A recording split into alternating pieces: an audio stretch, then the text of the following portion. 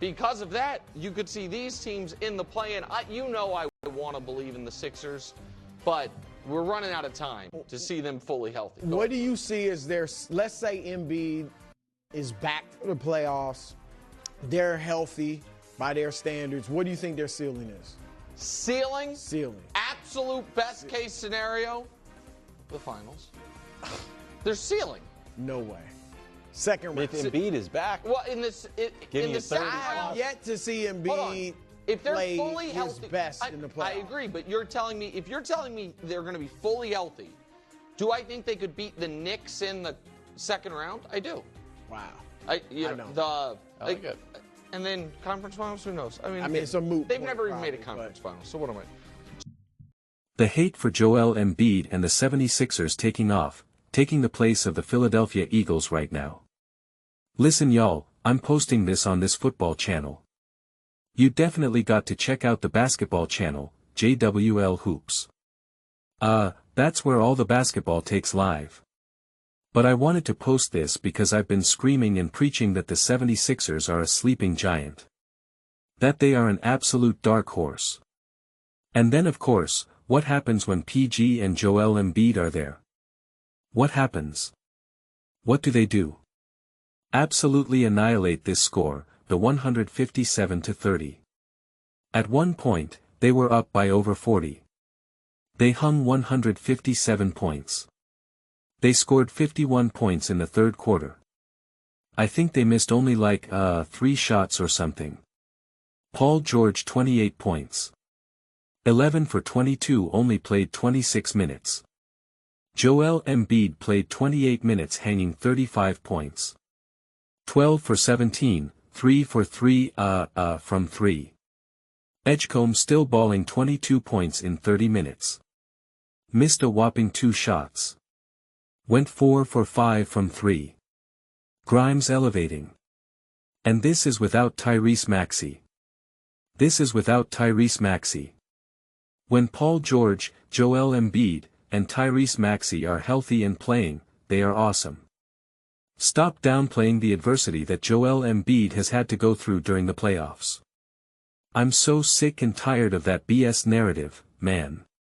When he was healthy earlier on in his career, he had typical playoff runs as any other young player has gone through. It's just a fact. He had this the same quality of play of any of these other really special players earlier on in their career in the playoffs. It's just a fact. And then when it was time for him to kind of enter his prime, who's he playing with? Ben Simmons completely imploded. And that was supposed to be his running mate. And we're gonna hold his feet to the fire there. Him being coached by objectively bad coaches with the Sixers making bad decisions. And the unfortunate reality that Joel Embiid's body has really held him back. And yet he's still doing everything he can to play. Foregoing surgery, getting surgery, wearing a mask, getting concussed, breaking bones in his face. The dude's literally playing with broken bones in his face and we're like, oh, he's not playing enough in the playoffs. Do you guys hear yourselves when we say that? The only thing that has held Joel Embiid back is not Joel Embiid. It's just injuries, which is just, unfortunate. And the fact the Sixers have put together bad teams. That's just the reality. Now he actually has support. And Joel Embiid has also played better. He's evolved. He's getting better coaching and better development finally. And he's been awesome. He was balling in this game. And yet he's still passing. He's still moving the ball around. He had 7 assists. There was a moment in that first quarter when he was scorching and yet he's still passing the ball, making right plays. He's been awesome. Absolutely awesome. There was times that he was, that there was ready for kind of like they can kind of push, get a defensive rebound in transition. And he's telling them go without me. Push it.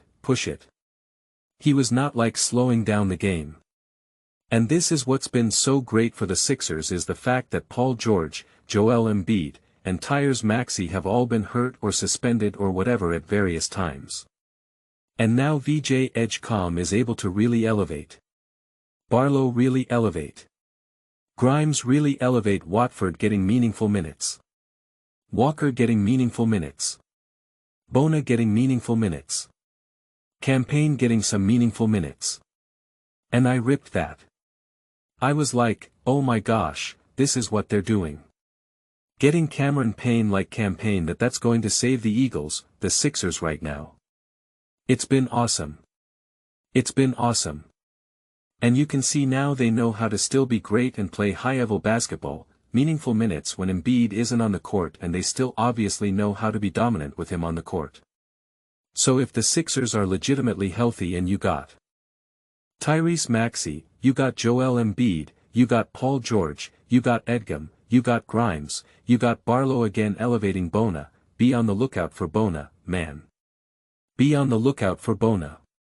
If Bona can surprise a lot of people and become like a legit all-star caliber player, dare I say more, bro, it is over.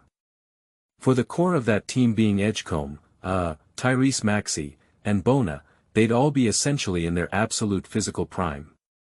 And then you have Embiid as kind of this extra piece. My goodness. Oh my goodness gracious. And a lot of people are still very upset about the Jared McCain move, and I get it. You know, it's exciting and all that. His role with OKC is so different. He was going to be a rotational player because of Maxey Edgecombe. You can only have so many versions of that player on your team. They all three of them can't play at the same time, and like that's not going to work. And so they're ready now. The Sixers are legitimately ready now. They are bona fide contenders right now. They're a game back from the 6th seed from being out of the play-in tournament.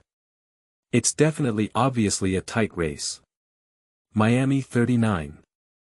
I think last night before their game they were 10th. Like everything can change in a moment's notice. Atlanta was very fortunate. They were able to take down Detroit. So you got Atlanta-Toronto 41-40, then the Sixers at 40. If the Sixers were legitimately healthy for the bulk of the season, Maxey, etc. I mean they'd be a 50-win team. It's just basic math. It really is. It's just basic math. So, you're talking about a Sixers team that's actually legitimately around first or second, deep 40s, dare I say maybe even 50. That's the level of team that the Sixers actually are. And listen, I'm not trying to pretend like the Chicago Bulls are this unbelievably dominant fantastic team here. But I mean the Sixers lit them up.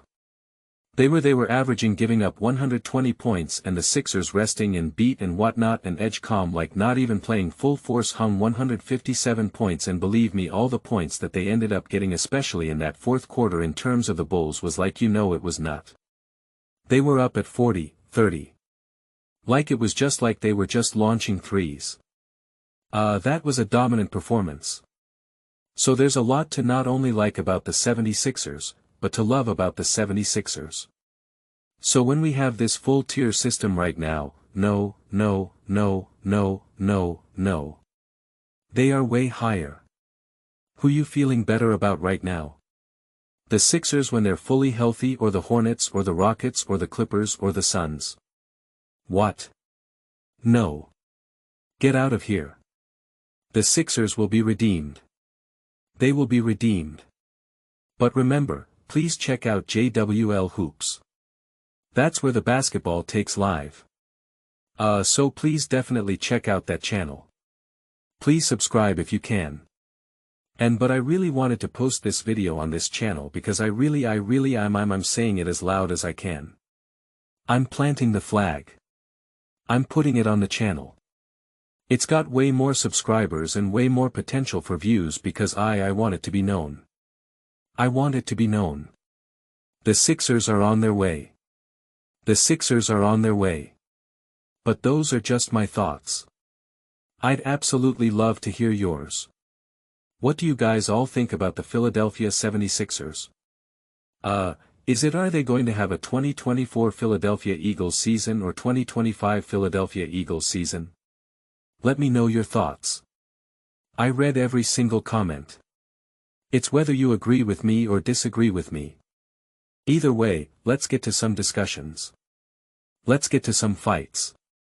But ultimately, let's just have some fun. And please do consider subscribing. We're building an amazing community here and absolutely love to see you part of it. I want to build something that we all generally feel connected to, something that we're really excited to be part of. I think we're well on our way to doing it. Please don't forget to give this video a thumbs up as it really does help the visibility and the algorithm. Thank you so much.